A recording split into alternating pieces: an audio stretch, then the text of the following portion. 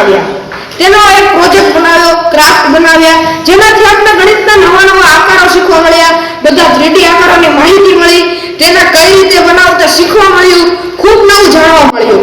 આ દિવસે આજે આપણે કંઈક ખાસ કર્યું છે તેમ આપણે કહીએ છીએ, કારણ કે આ આપણે પહેલી વાર કર્યું છે, ખૂબ નવું જાણ્યું છે અને વગેરે આપણે બધી માહિતી મેળવી છે. આ દિવસ ખૂબ આપણે સારો સાબિત કરવો હોય તો આવા નવા નવા કાર્યક્રમો કરવા પડે.